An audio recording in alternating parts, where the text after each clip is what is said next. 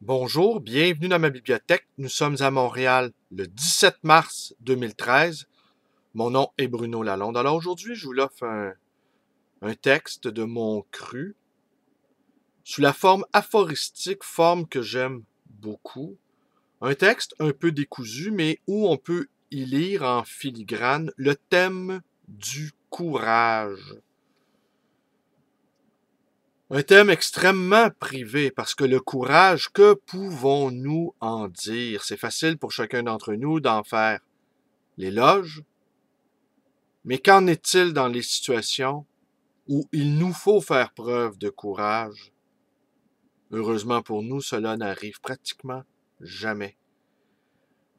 Alors c'est un texte mélangé, comme je vous disais, qui est à la fois fait d'aphorismes et qui est un résumé également du souvenir que je conserve d'un texte d'un livre que j'avais trouvé à l'époque, livre lu il y a déjà plus de 30 ans, celui d'Oriana Fallaci, Un homme, épisode où son amoureux, prisonnier des colonels grecs, reçoit la visite d'une coquerelle dans sa cellule. Alors, je ne sais pas si je me souviens bien du texte, mais en tout cas, ça m'avait fait une sacrée grande impression et j'ai retranscrit le souvenir que j'en ai conservé pour vérifier si j'ai erré. Et si j'ai totalement erré, ben considérez ça comme une autre création. Ben, de toute façon, c'en est une. C'est une reconstitution par la mémoire d'un texte lu il y a plus de 30 ans. Sioran en Syrie. Qu'en est-il du courage des autres? Ces autres qui manquent toujours de courage à nos yeux.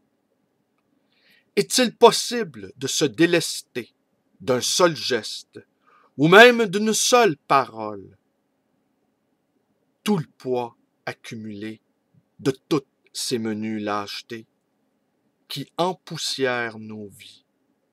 Trahison, grise, tenace et légère qui étouffent notre conscience.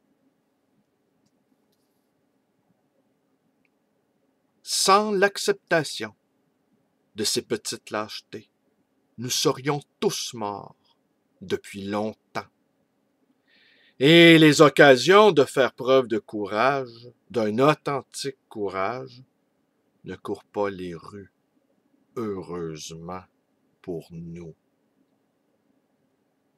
Les snipers embusqués montent le guet à Alep. Quelqu'un de profondément honnête ne s'étonne pas de la malhonnêteté des autres, s'étant suffisamment jaugé lui-même qu'il en a purgé la funeste surprise. Cette boue apparue reflète son visage dénué d'expression. Bernard-Henri Lévy a une opinion sur tout. Dire une seule fois « je ne sais pas » établirait, pour un long moment, sa crédibilité. J'attends. Bernard-Henri Lévy sait comment régler le problème de la Syrie. Pas un jour ne passe sans que les informations provenant de Syrie apportent des rations de sang des autres. Des hommes là-bas donnent et reçoivent la mort. Bachar el-Assad est reclus dans son palais. J'en fais tout autant dans ma bibliothèque. Je ne suis pas un monstre comme Bachar el-Assad. Avant-hier, sur la rue Saint-Laurent, j'ai vu une fort belle jeune femme de son pied, touchée, le corps d'un itinérant qui gisait au travers de la rue. Elle voulait savoir s'il était encore vivant. Il l'était. Elle a poursuivi sa route, guillerette et soulagée de savoir qu'elle n'était pas elle aussi, elle non plus, un monstre comme Bachar el-Assad. Penser humainement, penser dangereusement. J'ai emprunté cette formule à Paul Nizan, mais je ne la lui rendrai pas. Je ne saurais m'évader d'une prison que j'aurais moi-même construite. Aimer abstraitement la liberté, ne pas voir qu'elle est brisée en mille miettes devant les divers écrans. Oriana Fallaci a écrit un récit extraordinaire sur sa passion amoureuse avec un patriote. Patriote. Cet autre mot que le lexique néolibéral a fait disparaître de son répertoire. On dit maintenant un populiste. Patriote, patriote. Franchement, je n'arrive pas à croire que j'écrive des mots pareils.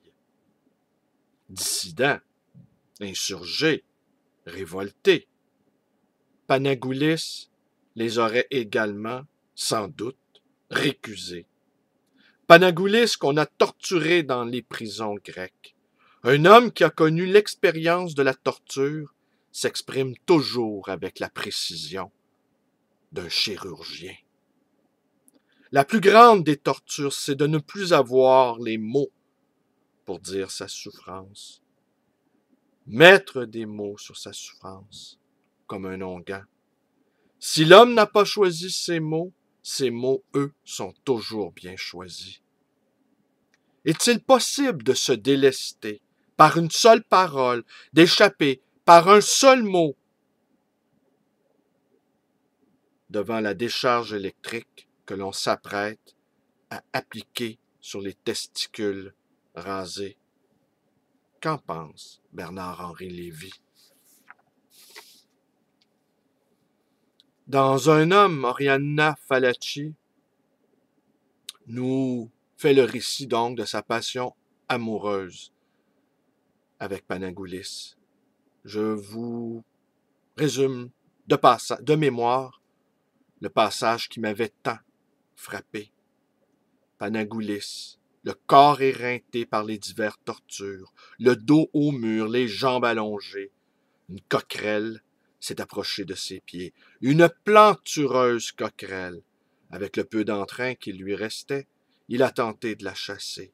Puis, changeant d'avis, il l'a appelée, affectueusement comme on le fait avec un animal domestiqué. La coquerelle s'est approchée de lui, a grimpé sur sa chaussure. Panagoulis, d'une voix très douce, lui a enjoigné de se rapprocher. Ce que l'insecte, de plus en plus mis en confiance, a fait.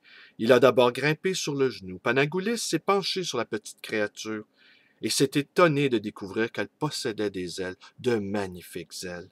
Il l'a invité à se rapprocher de lui, toujours d'une voix très douce, amicale, animale.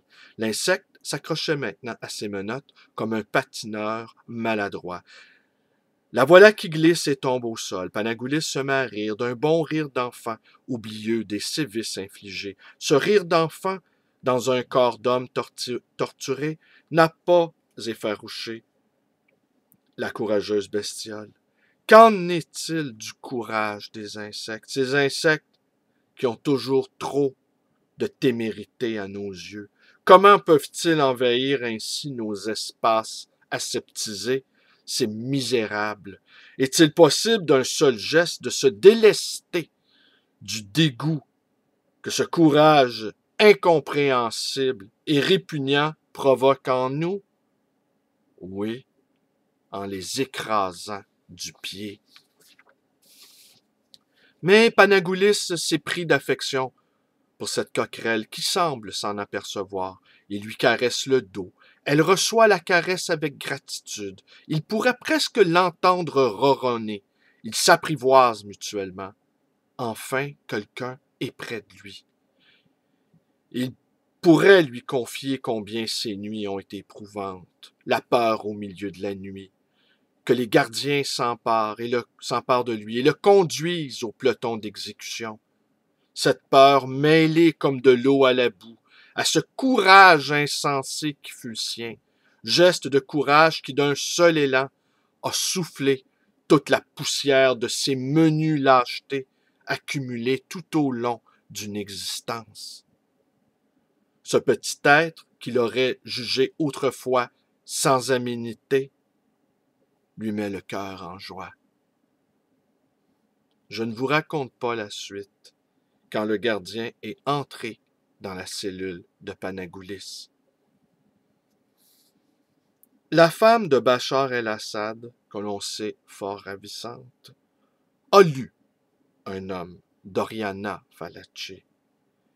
Elle avait beaucoup aimé le livre à l'époque et en avait discuté avec ses copines de la fac. Mais elle n'a aucune envie de le relire. Elle préfère relire Cioran. Ce Cioran, il écrit si bien, et Cioran est si profondément honnête qu'il ne s'étonne pas de la malhonnêteté des autres. Pas comme ce petit salaud de Bernard-Henri Lévy, entrevu hier soir à la télé, et qui expliquait comment écraser le régime de son mari.